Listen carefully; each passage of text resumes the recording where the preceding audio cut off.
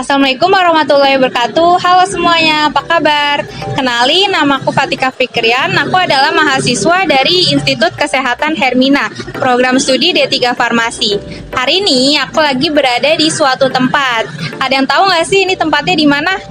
Jadi sekarang aku lagi berada di Apotek Quality yang berlokasi di Jati Bening, Kota Bekasi. Oke, jadi hari ini aku dan teman-teman kelompok 3 bakal melakukan wawancara oleh salah seorang narasumber yang keren dan hebat banget loh. Nah, narasumber ini merupakan apoteker sekaligus pemilik apotek dari Apotek Quality ini.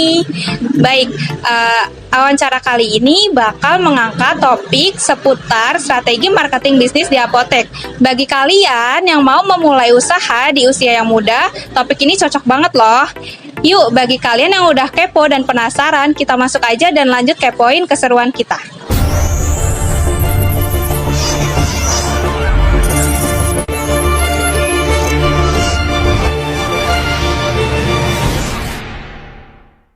Assalamualaikum Ibu, selamat pagi. Gimana kabarnya hari ini Bu? Waalaikumsalam warahmatullahi. Selamat pagi juga Mbak. Alhamdulillah sehat. Alhamdulillah baik. Iya. Meskipun di Bekasi akhir-akhir ini cuacanya lagi panas-panas banget ya. Iya Bu. betul, ini lagi panas banget. Ya kita ini ya berusaha buat banyak minum, terus makan sehat ya untuk mencukupi kebutuhan air ya. Tetap harus Gitu. terhidrasi. Betul, gitu. betul sekali betul. Saya izin perkenalkan diri dulu ya Bu. Nama saya Fatika Fikrian, mahasiswa D3 Farmasi dari Institut Kesehatan Hermina. Boleh diperkenalkan Ibu namanya siapa? Iya, aku Fitriani Yuwan Satsuma. Aku di sini menjabat sebagai apoteker di Apotek Quality dan juga pemilik sarana apotek di sini. Oke, Iya. baik Ibu. Baik, dengan Ibu Fitri, kami di sini akan mengangkat wawancara dengan topik strategi marketing bisnis di apotek. Oh, baik. Sebelumnya, bagaimana sih Bu proses pendirian apotek ini dan kapan apotek ini didirikan sih Bu? Iya, jadi aku akan ceritakan tentang Apotek Quality ini ya. Jadi Apotek Quality ini sebenarnya berdiri dari tahun 2008. Dulu apotek ini adalah Apotika 24 ya. Mungkin kalau teman-teman tahu tuh Apotika 24. Waktu itu tapi terus berganti kepemilikan setelah 5 tahun izinnya selesai, kemudian berganti kepemilikan menjadi Apotek Quality gitu. Ya, seperti itu. Baik Ibu, menurut Ibu sejauh apa sih perkembangan usaha apotek ini di Indonesia? Apakah sangat menjanjikan seperti itu, apalagi di pasca pandemi seperti ini Bu? Iya, jadi memang kalau usaha apotek itu kan usaha di bidang kesehatan ya, Mbak ya. Usaha apotek itu usahanya adalah usaha retail. Tapi karena kita ini bergerak di bidang kesehatan, semua itu memang ada aturan-aturan yang berlaku. Berbeda dengan warung biasa ya, gitu. Artinya di situ ada penanggung jawabnya. Penanggung jawabnya juga harus seorang apoteker. Kemudian yang bekerja di apotek itu juga nggak bisa sembarangan. Itu juga memang harus asisten apoteker ya, asisten apoteker atau D3 ya, yang D3 ya, gitu. Artinya memang ada fak-fak sendiri yang memang harus bertanggung jawab di apotek tersebut gitu. Nah, bagaimana kans bisnisnya? Karena ini bergeraknya di bidang kesehatan, setiap manusia itu kan pasti butuh ya untuk kesehatan, untuk obat-obatan, untuk menjaga kesehatan, untuk pemulihan, untuk penyembuhan ya. Memang bisnis apotek itu sangat-sangat bagus banget Mbak sebenarnya kalau secara bisnis ya. Kansnya itu tuh bagus. Artinya untuk kelangsungan bisnisnya itu sampai kapanpun orang tua pasti akan membutuhkan obat-obatan dan itu memang diatur oleh pemerintah juga gitu. Memang yang perlu diperhatikan adalah yaitu ada aturan-aturan yang berlaku. Kita juga nggak bisa sembarangan untuk menjual obat gitu ya. Jadi memang kalau secara kansnya itu bagus sekali. Tinggal bagaimana nanti mengaturnya gitu ya. Seperti itu sih Mbak. Baik, boleh diceritakan Bu, seperti apa sih modal bisnis awalnya usaha apotek ini tuh dibuka sekitar seberapa, boleh diberitakan? Oh, maksudnya secara nominal ya? Iya, secara nominal. Oh, secara nominal. Baik. Kalau apotek itu memang kita nggak bisa seperti toko, seperti yang aku bilang tadi. Artinya harus kita punya barang kita bisa jual. Artinya harus ada izin dulu yang memang harus diurus. Gitu. Tapi izin itu nggak besar sih Mbak. Nggak besar. Jadi untuk pertama itu izinnya harus dalam bentuk perusahaan dulu. Nah, perusahaan itu dalam bentuk perorangan bisa atau dalam bentuk PT. Nah, itu nanti memang beda ya secara biaya, tapi nggak besar sih. Kalau PT itu mungkin sekitar buat PT, bayar notaris dan sebagainya mungkin sekitar 5 jutaan. Ya, kemudian pengurusan penanggung jawabnya. Pengurusan penanggung jawabnya itu berarti si apoteker tersebut. Apoteker tersebut tuh harus punya izin dia untuk melakukan praktek kefarmasian pada satu apotek tuh dia harus punya izin. Nah, itu harus diurus izinnya. Ya, itu hanya sekitar 500.000 kok. Untuk pengurusan izin, untuk mendapatkan rekomendasi dari organisasi profesi yang kemudian nanti akan mengeluarkan izin ya untuk apoteker tersebut. Nah, itu dia paling sekitar 500 ribuan. Nah, dari izin tersebut kita punya yang namanya permodalan obat-obatan. Nah, permodalan obat-obatan itu nggak banyak juga sih Mbak. Paling nanti itu kan kalau permodalan itu biasanya kita sudah survei. Oh, sudah survei. Ya, sudah survei sebelumnya. Artinya obat-obatan yang laku di sini tuh apa sih? Oh iya, Ya, di masyarakat sekitar ini. Jadi pengusaha apotek itu ya harus survei dulu gitu ya. Kira-kira obat-obatan yang laku itu apa? Itu bisa disurvei dari apotek-apotek sekitar. Kita bisa lihat kira-kira obat-obatan yang dibutuhkan ini gitu kan. Itu. Jadi paling sekitar mungkin 20 atau 30 jutaan untuk pengadaan obat-obatan aja itu sudah bisa jalan. Gitu. Karena nanti untuk melengkapi obat-obatan itu kan bisa sambil jalan, Mbak. Iya. Bisa sambil jalan. Jadi yang penting ada obat-obatan dulu, obat-obatan untuk OTC-nya ada, kemudian obat-obat kerasnya kira-kira apa ya. Itu sudah bisa disediakan. Nanti untuk melengkapi itu bisa sambil jalan gitu. Mungkin nanti agak sedikit besar itu kalau mungkin tempatnya itu menyewa.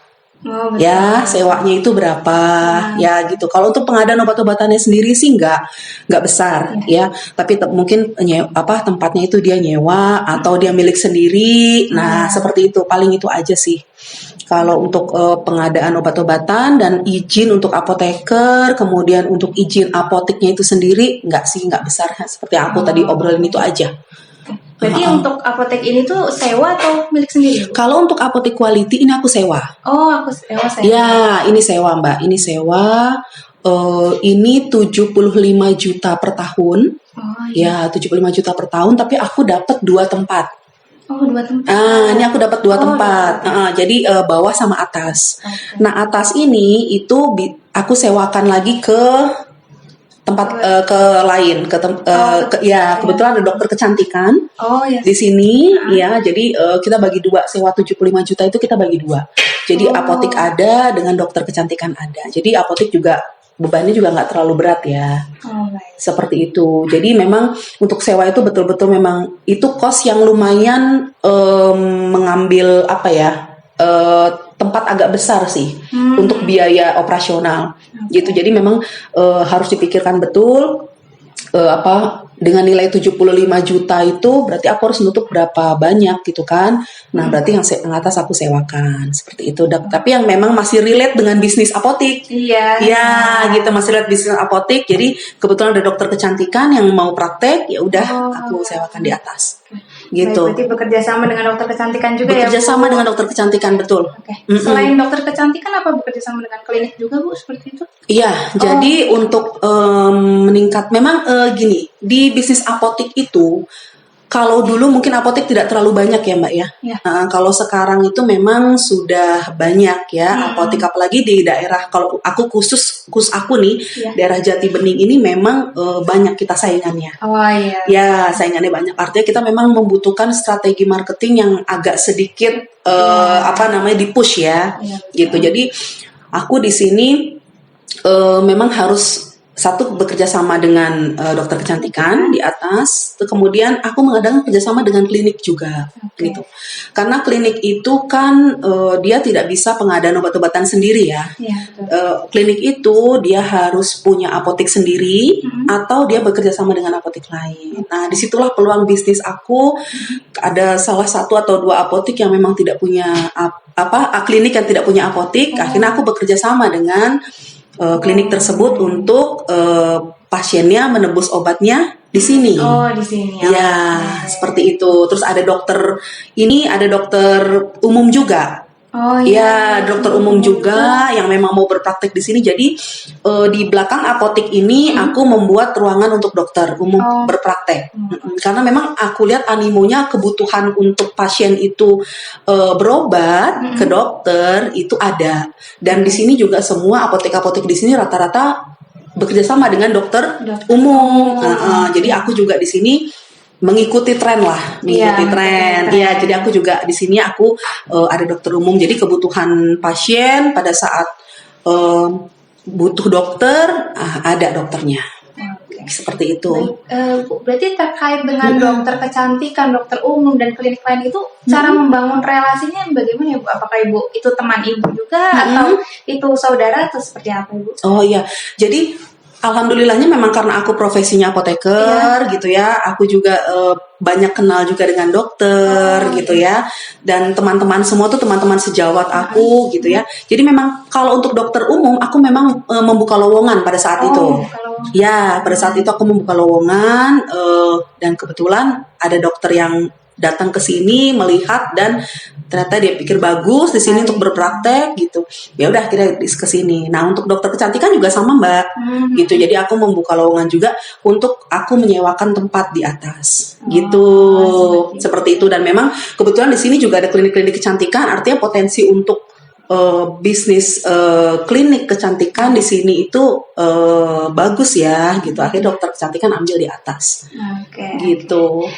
Seperti itu Bu. Oke, untuk apotek-apotek pesaing yang lain, apakah kira-kira menurut Ibu bagaimana sih Bu kelebihan dari apotek ini sendiri, daya tariknya yang berbeda dari apotek pesaing-pesaing lain tuh sekitar Jatibening ini seperti apa ya Bu? Iya, jadi di sini tuh banyak apotek ya Mbak ya, banyak apotek. Memang ada K24 juga itu 24 jam gitu ya, ada Kimia Farma juga. Cuma yang aku lihat di apotek quality ini memang aku sebagai apoteker aku full di sini untuk berpraktek. Gitu. Full itu dalam arti aku datang setiap hari dan aku melakukan pelayanan terhadap pasien gitu ya. Melakukan konseling gitu. Jadi yang aku rasakan di apotek quality ini, dan mungkin pasien-pasien banyak yang ngomong juga ya, ya di sini itu pelayanannya ramah, ya kemudian apotekernya ada, kita konsultasi obat bisa seperti itu, terus dan aku di sini menyediakan banyak pelayanan. Contohnya misalkan kalau yang lain itu hanya di apotek saja dan dokter umum, tapi aku juga di sini menyediakan ada sunat. Ada sunat. Ya, ada sunat juga. Jadi aku di sini sunat, kemudian memang itu diawasi oleh dokter ya. Jadi ada mantri yang memang bisa melakukan sunat, tapi itu diawasi oleh dokter, seperti itu. Jadi ada pelayanan-pelayanan yang memang di luar penjualan obat aja Mbak, gitu. Jadi penjualan obat kita jalan, tapi untuk pelayanan yang lain juga jalan. Kemudian aku setiap hari Jumat itu mengadakan tes gula darah, asam urat, kolesterol itu gratis. Iya, setiap hari Jumat itu gratis, gitu. Jadi pasien-pasien yang datang ke sini, biasanya mereka yang udah rutin ya, seminggu sekali, itu udah tahu tuh hari Jumat di apotek quality itu memang gratis, gitu. Tapi kalau untuk obat-obatan ya mereka beli sih, dan itu konsultasi biasanya sama kami. Kalau misalkan memang nanti kira-kira dari sini tuh mereka nggak sembuh, kita arahkan untuk datang ke dokter, seperti itu. Oke Bu, terkait selain dari mulut ke mulut, kira-kira strategi marketing apa sih Bu yang digunakan oleh apotek quality ini? Ya, jadi dari mulut ke mulut strategi marketing kalau untuk di apotek quality tadi aku cerita Mbak, jadi memang kita saingan itu banyak ya. Jadi kalau hanya untuk penjualan obat saja, memang kita harus push di strategi yang lain. Yaitu contohnya ya dengan sunat itu. Dengan sunat ya, artinya orang itu bisa datang ke sini, tapi berbeda dengan apotek yang lain. Mereka bukan untuk hanya datang beli obat gitu loh, tapi memang mereka ada pelayanan untuk sunat gitu. Untuk sunat, dan untuk sunat itu aku memberikan obatnya gratis. Untuk pelayanan sunat itu ya gratis. Terus strategi marketingnya ya itu salah satunya dengan setiap hari Jumat aku memberikan pelayanan cek kolesterol, gula darah, kayak gitu ya, gratis kayak gitu sih Mbak. Seperti itu sih.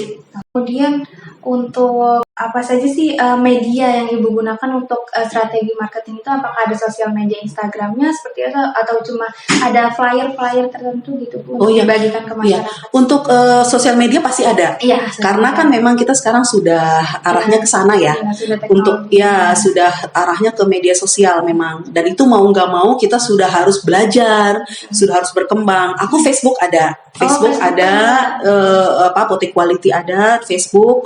Kemudian untuk apa namanya, obat-obat bebas, obat-obat yang bebas ya, itu memang kita ada di Tokped juga, gitu, obat-obatan yang bebas ya, gitu, dan itu semua kan diatur, dan aku kerjasama dengan Halodoc juga, kerjasama dengan Halodoc, kerjasama dengan Grabmart untuk penjualan obat-obatan ya, gitu, jadi seperti itu sih Mbak, memang kita sudah mulai ke arah online, ya memang itu kita mau nggak mau harus bersinergi, sudah harus mulai belajar, teman-teman semua, aku semua ya belajar gimana caranya kita penjualan obat-obatan melalui online. Iya, masuk e-commerce itu. Iya, masuk e-commerce, betul.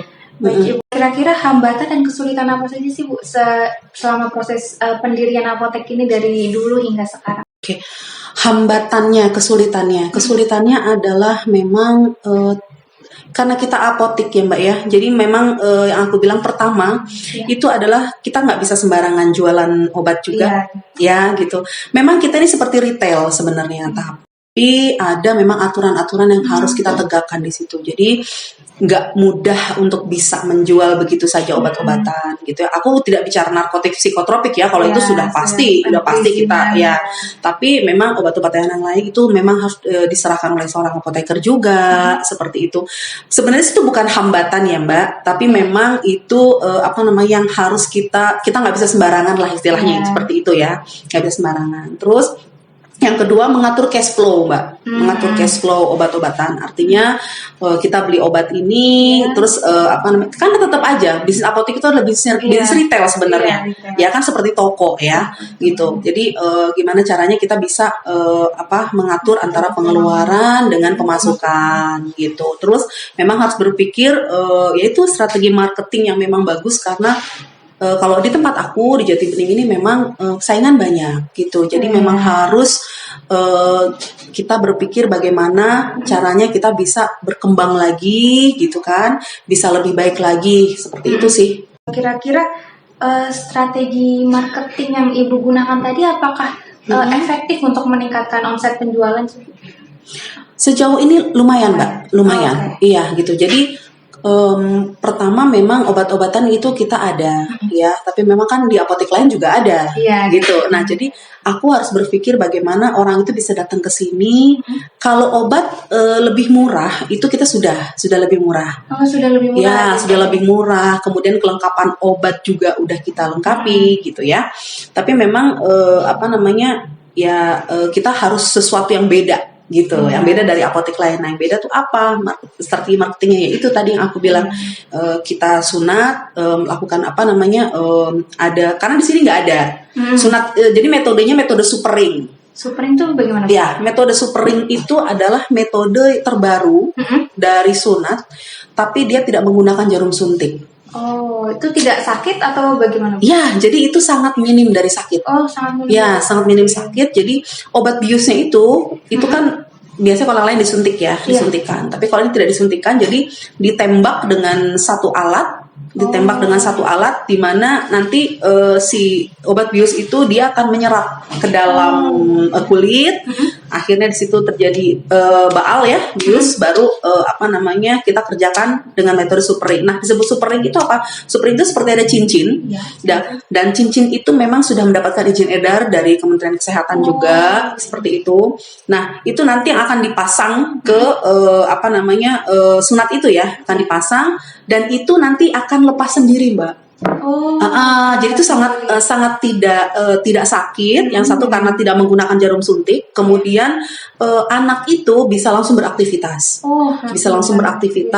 Dia bisa berenang. Yang tadinya mungkin kalau di metode-metode lain mungkin ya itu nggak boleh kena air atau apa gitu ya. Tapi kalau ini malah justru boleh kena air. Kemudian boleh berenang, boleh bersepeda, boleh langsung pakai celana gitu.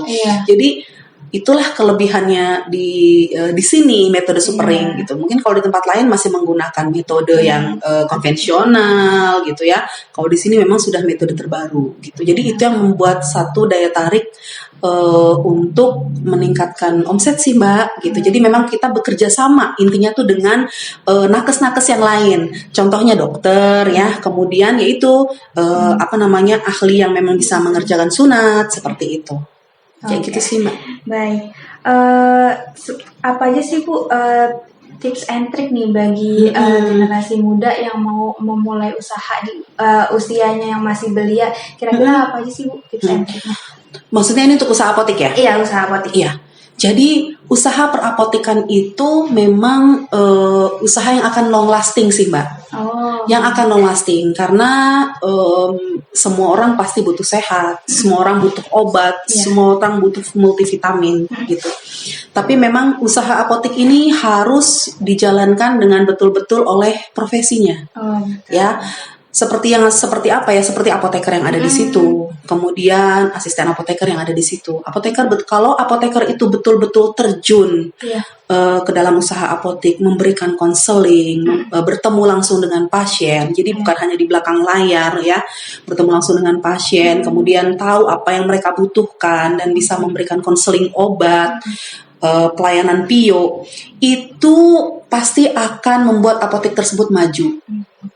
Gitu. Jadi teman-teman yang memang mau mendirikan apotek, potensinya sebenarnya luar biasa. Sebenarnya akan sangat bagus banget untuk jangka panjang. Ya. Tapi di situ juga dibutuhkan pengetahuan yang cukup. Ya, jadi nggak bisa teman-teman itu misalkan mau usaha apotek tapi ya usaha aja, aku nggak mau terjun di situ. Aku tidak menyarankan sih, karena apa? Karena justru persaingan itulah yang memang dibutuhkan apoteker itu terjun, ketemu langsung dengan pasien, teman-teman asisten apoteker yang memang tahu ya tentang obat-obatan gitu. Jadi kalau memang teman-teman mau betul-betul terjun di perapotikan, gunakanlah betul-betul ilmu yang teman-teman punya untuk bertemu langsung dengan pasien. Itu harus mau terjun, ya gitu, harus mau terjun, ketemu, melakukan konseling PIO. Itu yang justru berbeda dengan apotek-apotek yang mungkin tidak melakukan itu. Gitu. Jadi justru malah sekarang itu pasien itu seneng kalau bisa bertemu langsung dengan apotekernya. Gitu. Jadi teman-teman yang memang mau berbisnis apotek, semangat aja karena ini bisnis yang memang bagus untuk dijalankan untuk jangka panjang gitu ya, dan masih banyak pengembangan di bidang kesehatan lain karena kesehatan itu terus berkembang Mbak. Contohnya seperti sunat ini ya, sunat ini tuh dulu metodenya konvensional, tapi semakin kesini semakin bagus gitu, dan itu bisa apotek itu bisa mengambil sebagian dari bisnis itu. Artinya, misalkan kayak aku nih punya tempat, ya kan, aku bisa mengundang ini. Nah, tapi dari situ juga si apoteker tuh tetap harus turun terjun untuk bertemu dengan pasien, melakukan konseling gitu ya, karena pasti akan berbeda pada saat pasien itu berkonseling konseling langsung dengan apoteker ya gitu. Dan itu nilai tambahnya, dan itu akan membuat pasien itu memang kalau datang ke apotek ini aku mendapatkan nilai lebih loh. Aku bisa komunikasi, aku bisa tahu tentang obat ini, aku bisa tahu tentang vitamin ini. Nah, seperti itu, Mbak. Gitu. Jadi memang dibutuhkan pengetahuan yang cukup dan kemauan dari nakes-nakes itu untuk memang ya, contohnya apoteker ya. Kalau di apotek kan apoteker ya, untuk bisa langsung terjun ke lapangan dan bertemu dengan pasien. Seperti itu. Termasuk kami juga ya Bu yang masih asisten apoteker, nanti lulusnya berarti harus memang pengalaman itu yang dibutuhkan ya Bu. Betul. Jadi harus betul mau belajar dan terus menggali ilmu seperti itu, karena ilmu kesehatan itu berkembang Mbak. Ilmu kesehatan itu berkembang, jadi jangan sampai teman-teman itu ada seminar ini nggak ikut ya. Nah, terus kebetulan kalau misalkan memang di apotek ya berarti cobalah untuk konseling, bertemu dengan pasien, didampingi oleh seorang apoteker ya, seperti itu. Gitu sih. Kira-kira menurut Ibu kenapa sih kita perlu melakukan marketing atau pemasaran kepada masyarakat seperti itu? Karena yang pertama adalah keberadaan apotek itu memang bisnisnya retail, ya bisnis retail. Kita berjualan memang jualan obat. Tapi berjualan obat itu juga harus disertai dengan pengetahuan. Artinya pasien-pasien itu yang datang harus juga diedukasi tentang obat-obatan. Nah, siapa yang akan melakukan itu? Kan apoteker atau asisten apoteker yang ada di dalam apotek, ya. Akhirnya strategi marketing itulah yang memang kita gunakan juga ya untuk bisa menyentuh ke mereka gitu. Nah, jadi apoteker juga harus turun, kemudian ya mungkin dengan dokter ya. Nah itu kita pentingnya strategi marketing itu ya satu untuk meningkatkan omset penjualan, ya meningkatkan omset penjualan. Jadi meningkatkan itu bukan cuma soal penjualan ya Mbak, tapi bagaimana kita apoteker itu bisa turun, bertemu dengan pasien langsung. Nah itu sih yang paling penting sih. Untuk kira-kira apa saja sih yang strategi marketing yang menurut Ibu metodenya efektif Bu dari media sosial atau pelayanan yang lain yang tidak ada di apotek lain? Ya. Ibu yang efektif yang media sosial. Sebenarnya media sosial itu efektif Mbak. Ya, media sosial itu efektif. Tapi memang di media sosial itu kita betul-betul memang harus dijaga ya, karena media sosial itu kan kita tidak langsung bertemu dengan pasien. Ya, sebenarnya itu efektif, tapi apoteker memang harus terjun langsung di situ untuk memberikan edukasi. Gitu. Jadi tetap di situ media sosial penting, tapi juga di offline juga penting ya untuk terjun langsung seperti itu. Kalau aku rasakan justru malah apoteker terjun langsung di offline itu yang paling aku rasakan. Ya, gitu. Kalau di online itu sebagai penunjang aja.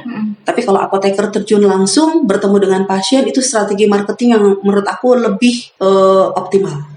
Untuk mereka dekat dengan kita. Kalau mereka sudah dekat dengan kita, mau berkonsultasi dengan kita, itu biasanya mereka beli obat, kemudian ntar saudaranya beli obat. Nah, seperti itu. Iya. Jadi untuk medianya apakah Ibu sendiri atau ada asisten apoteker? Ada asisten apoteker. Iya, asisten apoteker memang khusus untuk menangani itu ya, megang itu. Gitu. Baik, segitu saja Ibu pertanyaan dari saya. Terima kasih Bu atas kesediaan waktunya. Iya, baik. Mohon dimaafkan apabila ada salah kata dan kata yang kurang berkenan. Terima kasih Ibu sekali lagi. Iya, semoga apa yang wawancara hari ini bisa bermanfaat untuk teman-teman semua gitu, untuk nanti ke depannya bagaimana berbisnis apotek yang baik dan benar ya, seperti itu. Baik, terima kasih Ibu sekali lagi. Ya. Oke, berdasarkan hasil wawancara yang telah disampaikan, dapat disimpulkan bahwa bisnis apotek merupakan bisnis yang bagus dan menarik, karena itu adalah suatu usaha yang bersifat long lasting, yaitu dapat berlangsung lama. Kemudian untuk strategi marketing dari Apotek Quality ini, yaitu menyediakan layanan sunat dan memberikan obat sunatnya secara gratis. Kemudian setiap hari Jumat, Apotek Quality ini menyediakan layanan cek gula, tensi, asam urat secara gratis.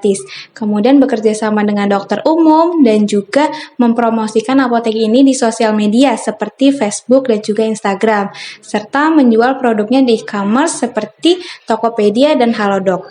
Kemudian untuk tips and trik yang efektif untuk strategi marketing bisnis di Apotek Quality ini, yaitu apoteker perlu untuk terjun langsung bertemu dengan pasien agar dapat meningkatkan kepercayaan pasien sehingga apotek menjadi lebih maju. Kemudian dibutuhkan pengetahuan yang cukup dan kemauan untuk dapat terjun langsung ke pasien. Inilah informasi mengenai strategi marketing bisnis di Apotek Quality yang bisa disampaikan. Semoga bermanfaat bagi kalian semua yang menonton. Terima kasih. Thank you. Bye-bye.